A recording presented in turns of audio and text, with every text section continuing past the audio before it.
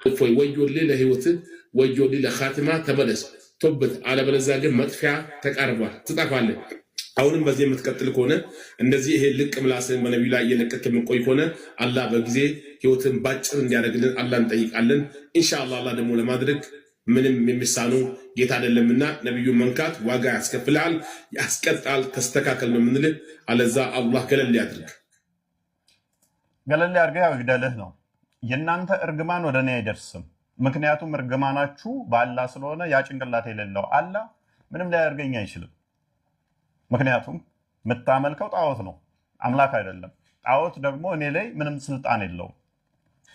ደግሞም እኔ ምን እንደሚሆን በምን ልታጥ ትችላለህ ነብይህ እንኳን ስለኔተውና ስለራሱ ስለናንተ ማያ ከሆነ ነብይ ማስረጃ ሱራ 46 9 ላይ ከመልእክተኛ ቢጤ የሌለኝ አይደለውም በእኔም በእናንተም ምን እንደሚሰራ አላውቅም ይላል የምትከተለው ነብይህ ስለራሱም ስለናንተም ምን እንደሚደረግባችሁ ምን እንደሚሰራባችሁ ካላወቀ አንተ ማንህና ነው ስለኔ ያውቀህ እንዲያደርጋል እንደዚህ ትሆናለህ መትለይ በምን አውቀህ ነው በርግጥ አንድ መረጃ ልስጥህ እንደ ክርስትናው ከሆነ እንደ ክርስትና የሚረግሟችሁን መርቁ እንጂ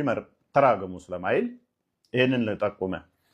ማቴዎስ ወንጌል ምዕራፍ 5 ቁጥር 44 ጀምሮ እኔ ግን እላችኋለሁ በሰማያት ላለው አባታችሁ ልጆች ትሆኑ ዘንድ ጠላቶቻችሁን ውደዱ የሚረግሟችሁን መርቁ ለሚጠሏችሁ መልካም አድርጉ ስለሚያሳድዷችሁ ጸልዩ እርሱ በክፎችና በበጎች ላይ ፀሐይን ያወጣልና በጻድቃንና በኃጢአተኞችም ላይ ዝናቡን ያዘንባልና የሚወዷችሁን ብትወዱ ምን ዋጋ አላችሁ ቀራጮችስ ያንኑ ያደርጉ የለምን ወንድሞቻችሁን ብቻ እጅ ብትነሱ ምን ብልጫ ታደርጋላችሁ አሃዛብስ ያንኑ ያደርጉ የለምን እንግዲህ የሰማዩ አባታችሁ ፍጹም እንደሆነ እናንተም ፍጹማን ሁኑ ይለናል መጽሐፍ ቅዱስ ስለዚህ ብረግመንም አንጠላህም ብሰድበንም አንጠላህም ብታሳድደንም አንረግምህም ሰው ሼክ ለርሶ ጸሎት አደርግሎታለሁ ቢያንስ ልቦ ተመልሶ በመጨረሻው እድሜዎት ላይ ነው የሚገኙት ንስሐ ገብተው ክርስቶስን አግኝተው ሰላም አግኝተው ከመራገም ይልቅ መራቂ እንዲሆኑ ጸልይሎታለሁ እርሶም ብቻ ሳይሆን በርሶ ዙሪያ ያሉ ቤተሰቦችን ጭምር ልጆች ይኖሩታል ይሄንን የሚሰሙ ከርሶ እርግማንን እየተማሩ በእርግማን ውስጥ ከሚኖሩ መራቂ እንዲሆኑ አሳዳጅ ከመሆን ይልቅ ተሳዳጅ ለክርስቶስ እንዲሆኑ ጥሪ ያቀርባለሁ ክርስቶስ እጁን ዘርግቶ እርሶን እስከ ቤተሰቦ በፍቅር ሊቀበሉት